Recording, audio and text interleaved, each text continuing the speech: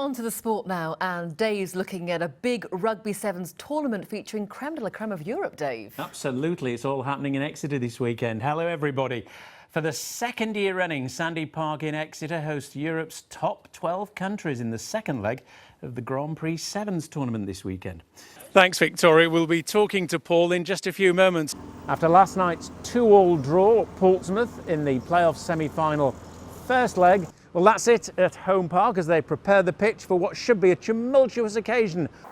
Hello to you all on this gloriously sunny and fairly warm Saturday morning at the Gloucestershire Football Association headquarters in Bristol. Now, why am I here with Helston Athletic?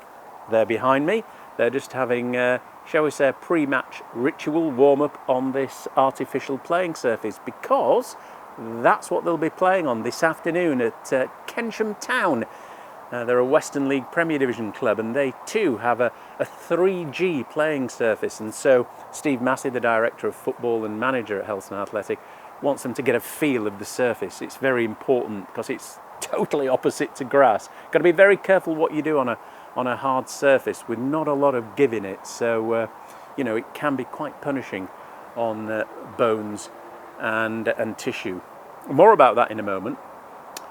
Now I'm going to explain why I am here after working for the BBC for 33 years, 40 years on aggregate in broadcasting, and I decided to retire somewhat reluctantly 3 years ago in September 2016. Hard decision to make, but I'd had my time and I've achieved quite a lot. I was sports reporter and presenter for 16 years, 16 of those years at BBC Spotlight, the regional news programme.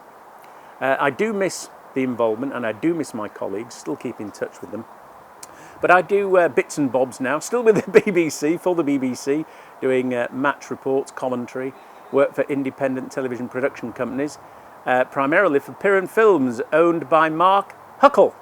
And this is where Mark comes in and his company, because this is what we're doing here, filming Helston Athletic's first qualifying round tie in the FA Challenge Vase. And that's where I first met Mark, when Truro City became the first professional Cornish club to not only play at the new Wembley, or any Wembley really, the old and new, but also to lift historically the FA Vase 11 years ago. In fact, it's 12 now, we're in 2019, 12 years ago when they beat AFC Tottenham 3-1. I was doing the commentary, the coverage for BBC Spotlight. Mark was filming for his own company. We were both on the gantry and that's how we met, and we've kept in touch ever since. And Mark and I have become good friends as well as business partners as well.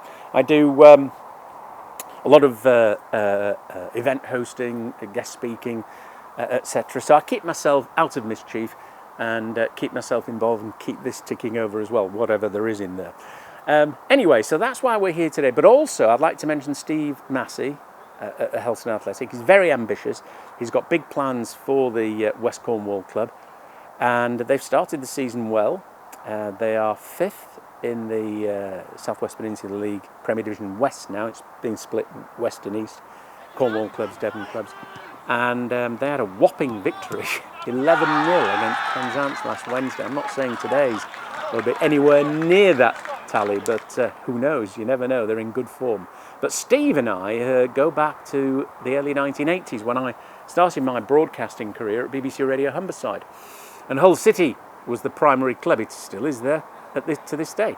And Steve played for them. And I actually reported and commentated on him. He was a top goal scorer wherever he went. He played for 7 clubs, including Hull and Bournemouth, Cambridge, Wrexham, Peterborough, Northampton. He was top scorer at every club. And Hull City signed him from Bournemouth for £50,000. A lot of money then, talking back in 1983. Well, that surely is the hope of the Hull City supporters, and the bright start made by the team gives good reason for optimism. 7 goals in their 2 home matches, yet to concede a goal in the league, and unbeaten in league and Milk Cup. And anyway, when Steve ended up in the southwest, I came down 19 years ago to the southwest from Humberside on the east coast. I saw this name, Steve Massey, and I thought, is that the Steve Massey that played for Hull City? And it was. Mark introduced me to him. We had lunch, the three of us, in Truro recently, and Steve and I got on like a house on fire, going back, you know, over the good times at Hull, over the bad times at Hull, because they've had a mixture of both. And I'd like to think that Steve and I have become good friends, as well as, you know, on a business basis. So there we are. That's why I'm here today. I'm looking forward to it, but I also had the chance, besides covering this, to cover for BBC Manchester. I do regular work for them. They gave me the opportunity to cover Manchester United's Premier League game today at Southampton. So I can imagine all of you scratching your heads at home thinking, well, why on earth has he come to cover humble Helston in the FA Vase? Simple. They booked me in before BBC Manchester asked me to do Southampton Manchester United. And I'm a man of my word. I know people, I know who I'm working for. I like to be not personal, but rather intimate with people I work with. I like to know them. I like to know the idiosyncrasies, the strengths, the weaknesses, and vice versa. So I'm comfortable with people like Mark Huckle and Steve Massey and his entourage here at Helston Athletic. I'm not saying I would have jumped at the chance to cover Saints and Manchester United. However, I told BBC Manchester I'd already been booked to work for Piran Films, so they said, okay, fine, we should have booked you in earlier. So there you are. I'm sure hopefully another opportunity will come along. So that's why I'm here, and we're doing full coverage, a couple of live YouTube on Piran Films YouTube TV before the game with two former AFC St Austell players, Ollie Brokenshire and Neil Slateford, because they were in the semi-final lineup for AFC St Austell in 2015 when they reached the last four of the FA Vase. Unfortunately, they lost on aggregate to Glossop North End, but they've experienced this, they've tasted it, and it'll be interesting to hear what they say pre-match about how the atmosphere was then as opposed to now. I've covered many FA Vase finals at Wembley. Brigtown, when I worked for BBC Radio Humberside, Brigtown won it in the mid to late 1990s. 12 months on, it was North Ferriby United's turn against Whitby. They lost.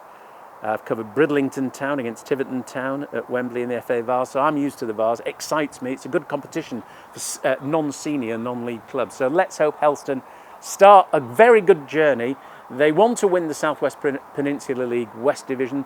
Steve Massey also wants to go as far as he can in the FA Vase because it generates income, because of prize money. The further you go, the more money you get from the FA. But it also stimulates interest, and that's what Steve wants. He wants to tap in to a vast reservoir, which is so far, in my opinion, untouched in Cornwall, and that's what Steve wants to tap into. So, hey, we wish them the best of luck, and stay tuned to Piran Films because there's no better coverage.